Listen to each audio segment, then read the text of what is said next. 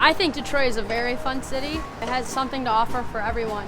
If you're not a sports fan, there's theater, there's a lot of entertainment and history, and I find something new every day.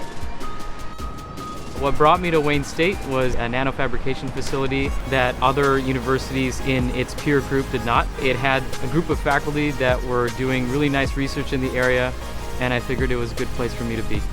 The School of Medicine has been here for 150 years. There's a great tradition of medicine that goes along with the school. It's right in the heart of Detroit. It's a very diverse place. It makes it a better place to train and learn. This is a thriving city, and it's really cool to be here seeing what is like happening. There's always something new, like way downtown. You think you've seen all of Detroit, but you really haven't, and that's the tea.